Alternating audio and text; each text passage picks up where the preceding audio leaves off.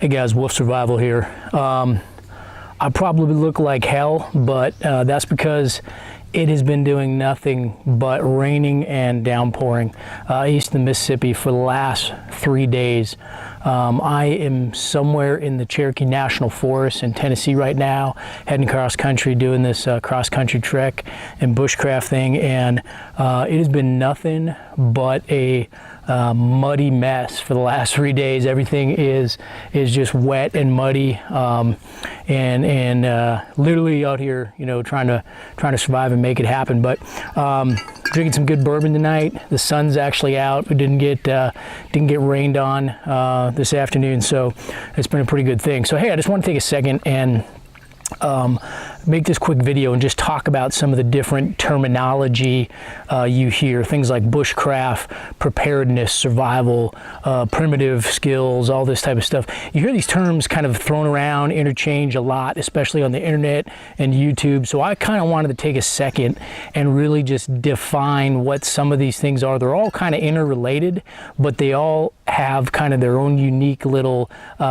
features to them as well. So I'm going to start off and talk about bushcraft. A lot of times you hear bushcraft thrown around, and honestly, I think bushcraft really came from over in the UK, and that's where you really see there's a big subculture of people that actually practice bushcraft over there in the UK, and I think that's really kind of you know, it's probably originated somewhere long before that, but that's really where the name and the root really comes from. And I think you know, besides the Bible, the Bushcraft Bible written by Moors, guys like Ray Mears, when they started you know, kind of putting out their shows and publishing books and stuff, they really started that word became a part of the lexicon. But when you look at bushcraft and you look at people who say they practice bushcraft, some of the unique attributes of it is you see a lot in bushcraft dealing with woodwork and things like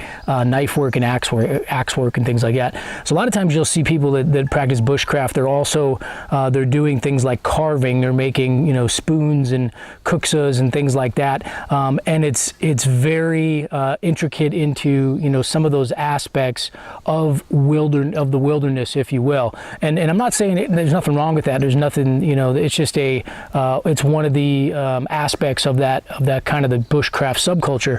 And I've noticed recently a lot of people that are really into bushcraft, they get you know, it's almost kind of like, I don't want to call it hipster culture, but they get very into these, you know, leather goods and you know, these different, you know, types of goods that are made and things like that. And again, nothing wrong with that, but that tends to be a heavy focus of those that practice bushcraft.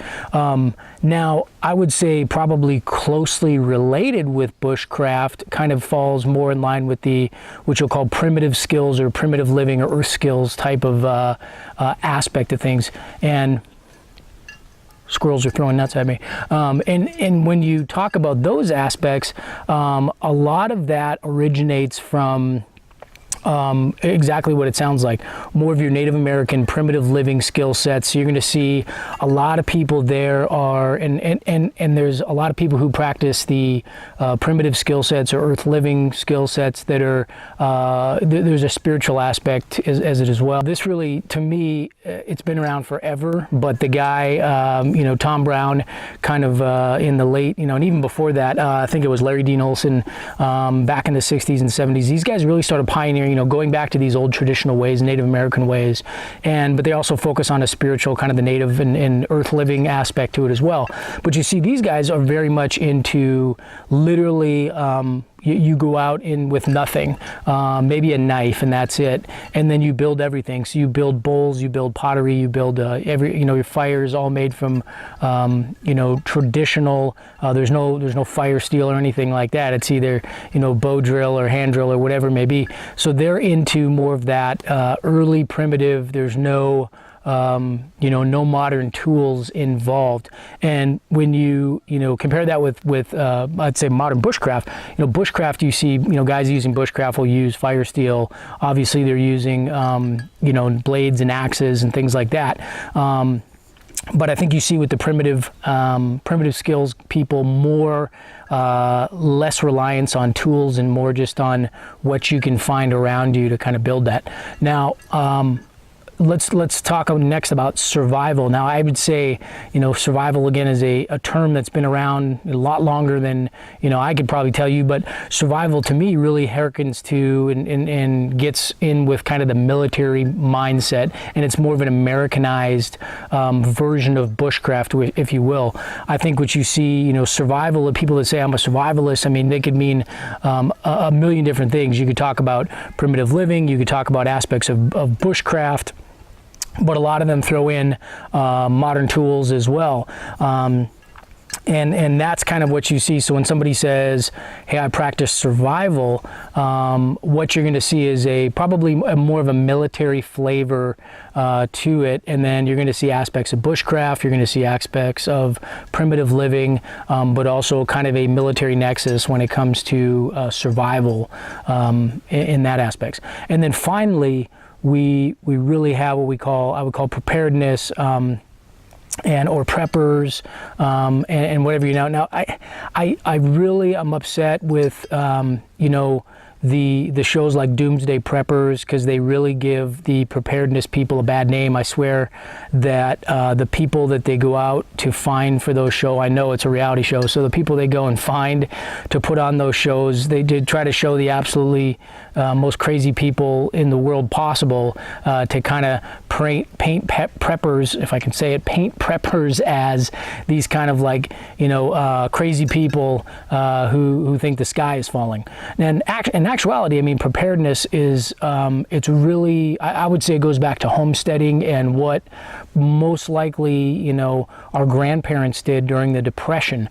But preparedness in itself, so I have a background and I got a degree in emergency management, and preparedness is actually one of the 4 steps or 4 phases of emergency management. Preparedness is just what it sounds like. In emergency management, it's what happens, it's the things you do prior to a natural event or man-made event happening. It's those steps you take ahead of time that are going to help you once you find yourself in the middle of that incident. So I mean, the thing you see a lot of times with preparedness, and I think how you could separate preparedness from homesteading, people that are involved in preparedness, a lot of times, not always, but a majority of the time, they are preparing for some sort of event. Now that event could be economic collapse, it could be an EMP, where you see something like the electric power grid going down for a significant amount of time, to is, anything like, economic unrest or civil unrest, or, the collapse of the dollar, volcanoes, Yellowstone exploding, whatever you want to call it. But they're usually preparing for some sort of event that they think may happen somewhere in the future. And I think that's what distinguishes it. And I think, they take on, a prepper takes on a lot of the aspects of a homesteader, in where they're looking at, storing food, canning food, becoming self-reliant or self-sufficient, living off the land, being completely off the grid where they're not reliant on the government or on, municipalities for their, water and electricity and things like that. And it's just it's a self-reliance or self-sufficiency mindset. Now again, I think, if you ask 100 people to define these terms, you get 100 different answers, but that's kind of where I see these 4 terms. And again, I'm not saying any one is better than the other.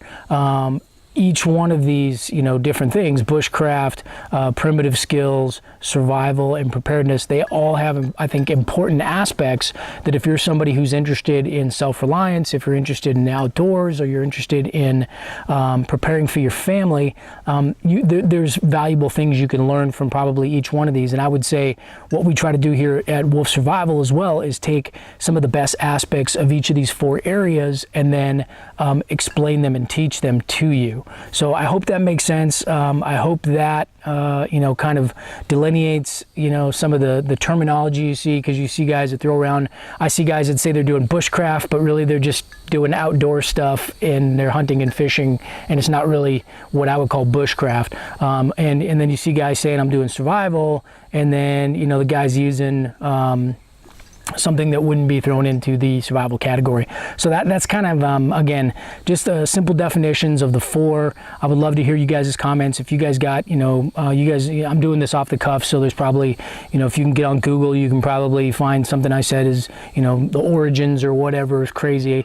But just give me your comments. I love to hear comments and opinions. I love to hear your aspect of this, because one of the things, like I said in the previous videos, is I learn from you guys and your comments. So please comment, please subscribe, and we'll see you guys next time. Take care.